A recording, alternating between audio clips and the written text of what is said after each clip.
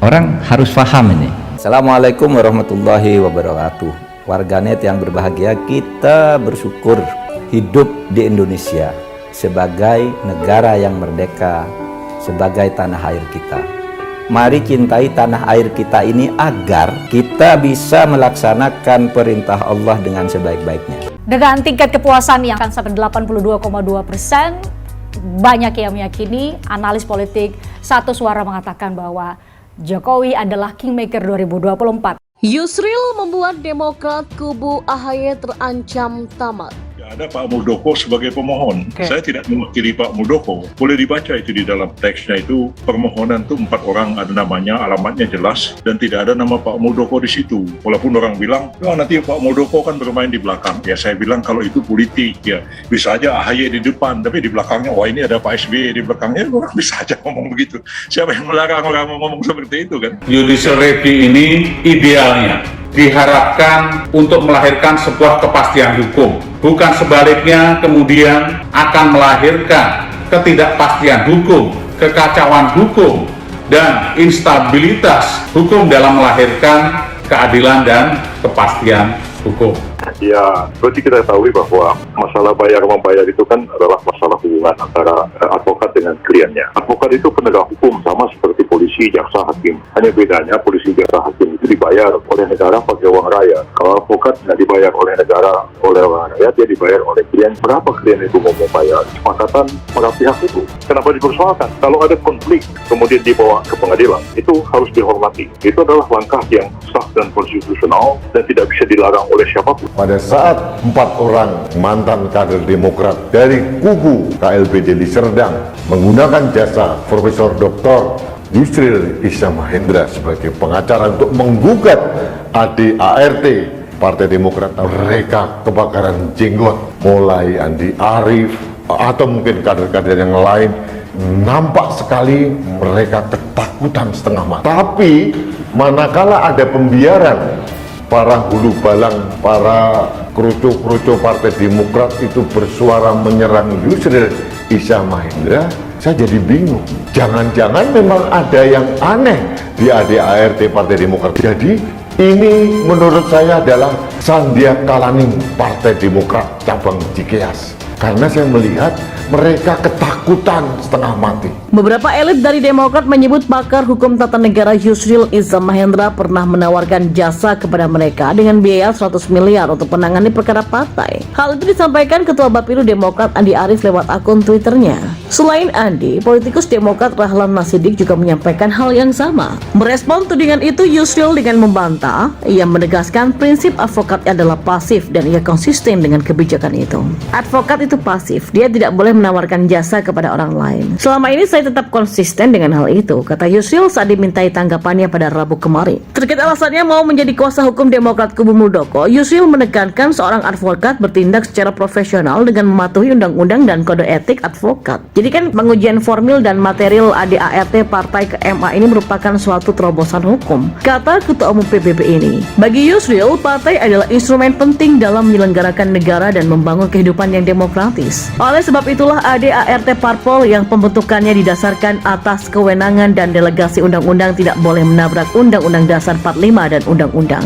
Jadi kalau permohonan ini dikabulkan MA, saya kira akan ada banyak AD atau ART Parpol yang diuji ke MA. Karena itu ke depan tidak akan ada lagi parpol-parpol yang bercorak oligarkis, nepotis, dan monolitik. Jadi semua partai harus demokratis. Kalau partai demokratis, maka negara juga akan demokratis, kata Yusril. Menanggapi soal cuitan SBY, membuat Waketum Gerindra Habibur Rahman pun ikut menanggapi pernyataan Ketua Majelis Tinggi Partai Demokrat SBY soal hukum bukan pernyataan yang dialamatkan untuk menyindir pemerintah. Habibur Rahman menilai pernyataan yang dilontarkan oleh SBY normatif yang umum disampaikan siapa saja. Pernyataan hukum bisa dibeli itu dinilai sebagai bentuk keyakinan SBY kepada para penegak hukum. Habibur Rahman kepada wartawan juga mengatakan, di sepanjang pernyataan hingga saat ini, baik Andi ataupun SBY belum pernah membantah jika muatan ADART partainya syarat dugaan oligarkis, despotis, dan nepotisme seperti yang tengah diuji keempat kadernya lewat kuasa hukumnya Yusril Iza Mahendra.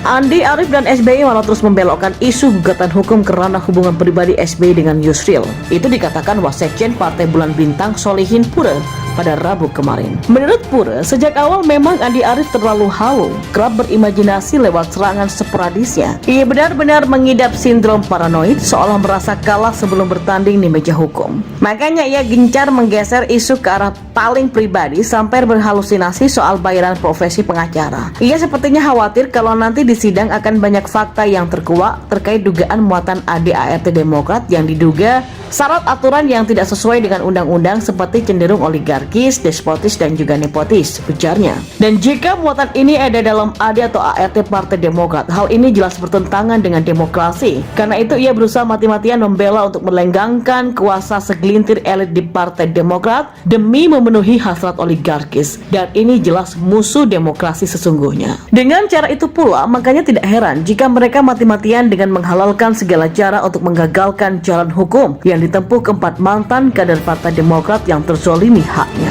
Sampai-sampai Andi Arief ini berimajinasi soal bayaran profesional pengacara, jadi nggak pantas lah ya. Soal bandrol honor jasa profesional pengacara itu urusan klien sama pengacara. Bisa besar, bisa kecil itu relatif sesuai dengan kesepakatan dan tentu saja bergantung pada reputasi sang pengacara. Apalagi pengacara yang punya reputasi bagus sudah lumrah kok kalau klien bayar honor mahal. Bahkan ada yang dijuluki pengacara 1 miliar sampai puluhan miliar. Itu biasa dalam dunia jasa hukum. Tapi meski begitu, bukan berarti tak ada layanan jasa hukum yang gratis. Banyak juga yang gratis. Bahkan banyak juga kasus yang ditangani Profesor Yusril secara gratisan. Jadi fokuslah pada pokok persoalan. Bung Andi jangan terlalu halu, tegasnya. Tak pantas memang Andi Arief menyerang pribadi secara membabi buta. Tanpa dasar, sama seperti tak pantasnya seorang mantan presiden mengatakan hukum mungkin bisa dibayar dengan narasi yang sangat melo. Memang cukup menarik perseteruan antara Demokrat kubu AHY dan kubu Muldoko yang masih berlangsung hingga saat ini. Tak tanggung-tanggung pihak yang berseberangan dengan AHY menggandeng pengacara kondang Yusril Iza Mahendra. Isu tak enak pun mulai menimpa Yusril, mulai tak tahu balas budi sampai berbelot lantaran tak diberi uang 100 miliar. Tentu saja Yusril tak terima serangan terhadap dirinya dan menyebut antek Demokrat pakai jurus mabok. Bahkan influencer Denny Siregar pun ikut berkomentar hingga ada yang mengungkit masalah senturi. Sebelumnya seperti dilansir dari detik.com, advokat Yusril Iza Mahendra mengajukan gugatan ke Mahkamah Agung terkait uji formil dan materi anggaran dasar dan anggaran rumah tangga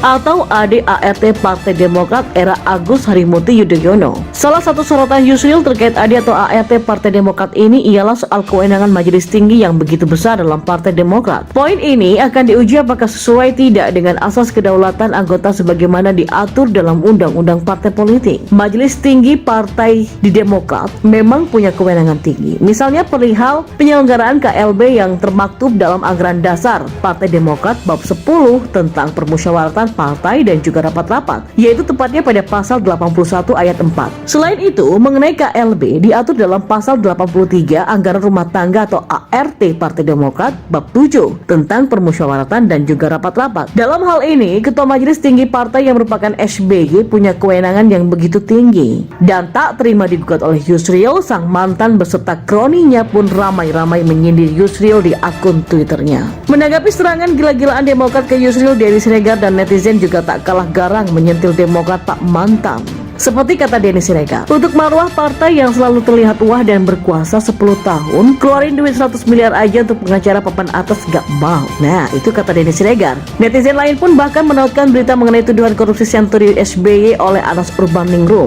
Seperti dilansir dari berita1.com, mantan Ketua Umum DPP Partai Demokrat, Anas Urbaningrum mengaku telah menyampaikan kepada penyidik KPK data perihal dugaan kecurangan dalam dana kampanye Pilpres tahun 2009, di mana kuat dugaan menggunakan bailout atau dana talangan ke Bank Senturi sebesar 6,7 triliun. Namun Anas enggan mengungkapkan calon presiden atau capres mana yang diduga melakukan kecurangan tersebut. Tetapi kejelasan diperoleh dari pernyataan salah satu pengacara Anas, yaitu Firman Wijaya. Di hadapan awak media, ia meyakini bahwa aliran dana bailout Bank Senturi digunakan oleh capres Susilo Bambang Yudhoyono untuk kampanye pada tahun 2009. Kalau berita ini benar, meski kasusnya masih di awang-awang hingga saat ini, maka pernyataan Denny Siregar memang benar adanya. Demokratnya Pak Mantan memang pelit, maka tak heran kalau mereka ditinggal satu persatu oleh orang kepercayaannya. Bahkan saking pelitnya, partai yang notabene punya bersama diambil alih jadi partai keluarga. Si Mantan jauh-jauh hari telah menyiapkan karpet biru untuk anaknya dengan melabrak aturan partai. Beberapa elit dari Demokrat menyebut pakar hukum tata negara Yusril Iza Mahendra pernah menawarkan jasa kepada mereka dengan biaya 100 miliar untuk menangani perkara partai. Hal itu disampaikan Ketua Bapilu Demokrat Andi Arief lewat akun Twitternya. Selain Andi, politikus Demokrat Rahlan Nasidik juga menyampaikan hal yang sama. Merespon tudingan itu, Yusril dengan membantah, ia menegaskan prinsip advokat adalah pasif dan ia konsisten dengan kebijakan itu. Advokat itu pasif, dia tidak boleh menawarkan jasa kepada orang lain. Selama ini saya tetap konsisten dengan hal itu, kata Yusril saat dimintai tanggapannya pada Rabu kemarin. Terkait alasannya mau menjadi kuasa hukum Demokrat kubu Muldoko, Yusril menekankan seorang advokat bertindak secara profesional dengan mematuhi undang-undang dan kode etik advokat. Jadi kan pengujian formil dan material ADART partai ke MA ini merupakan suatu terobosan hukum, kata Ketua Umum PBB ini. Bagi Yusril, partai adalah instrumen penting dalam menyelenggarakan negara dan membangun kehidupan yang demokratis. Karakter Muldoko ini sudah teruji lebih baik jenderal memimpin partai ketimbang hanya main. Secara Muldoko kan mantan jenderal ya, sedangkan SBY hanya main jenderal. Anaknya pun dijadikan ketua umum sepihak. Halah bener.